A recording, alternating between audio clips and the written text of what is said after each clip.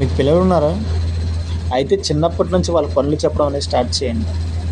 అలా కాకుండా నా బుజ్జి, నా బంగారం అని చెప్పి వాళ్ళకి గారాబం చేశారా, వాళ్ళు ఎందుకు పనికి రాకుండా పోతారు.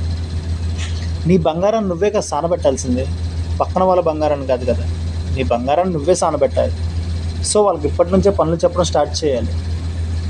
లైక్ అమ్మాయి అయితే వంటలు చేయాలి, ఇంటిని నీట్గా ఎలా ఉంచుకోవాలి, బట్టలు ఎలా ఉతకాలి అని అమ్మలు నేర్పించాలి, వాళ్ళ చేత చేపించాలి.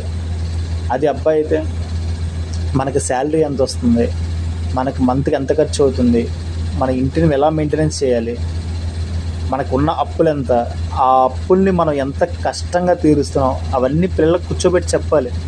అలా చెప్పారనుకోండి, వాళ్ళు రెస్పాన్సిబుల్గా ఫీల్ అవుతారు.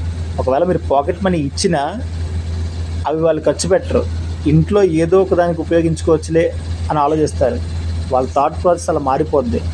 అలా కాకుండా నేను సంపాదిస్తున్నాను కదా, నువ్వు ఖర్చు పెట్టుకో, డబ్బులు ఇస్తా, పాకెట్ మనీ ఇస్తా, వాడుకో, మేము కష్టపడేది మీకెందుకు అని చెప్పి అలా పెంచారంటే వాళ్ళు రెస్పాన్సిబుల్గా ఫీల్ అవ్వరు. వాళ్ళు ఫీల్ అవుతారు మేము పెద్ద జమీందారులు అని చెప్పి ఫీల్ అవుతారు. సో ఒక గాజు బొమ్మల్లా తయారవుతారన్నమాట. ఏ పని చేత కాదు, పట్టుకుంటే పగిలిపోయేలాగా. సో మనకు అలాంటి పిల్లలు అది కావాల్సిందే. స్ట్రాంగ్గా ఉండాలి, ఎక్కడికి వెళ్ళినా సాధించుకొచ్చే సత్తా ఉండాలి, ఏ కష్టం వచ్చినా ఫేస్ చేసే ధైర్యం ఉండాలి. సో అలాంటి స్ట్రాంగ్ పిల్లర్లా ఉండాలన్నమాట మన పిల్లలు.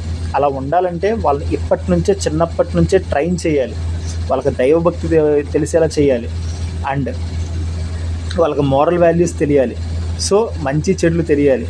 అలా తెలిసేలా పెంచాల్సిన బాధ్యత తల్లిదండ్రులది, పేరెంట్స్ది. చిన్నప్పటి నుంచే మనకు ఒక సామెత ఉంటుంది, మొక్కై వంగని మారై వంగున అని. సో చిన్న మొక్కని వంచగలం, అది పెరిగి పెద్ద అయిన తర్వాత, చెట్టు అయిన తర్వాత దాన్ని మనం వంచలేం.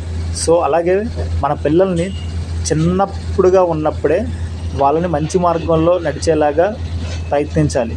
వాళ్ళు పెరిగి పెద్ద అయిన తర్వాత మన మాటలు వింటారు. సో వాళ్ళ మంచి మార్గంలో పెంచాల్సిన బాధ్యత తల్లిదండ్రులది.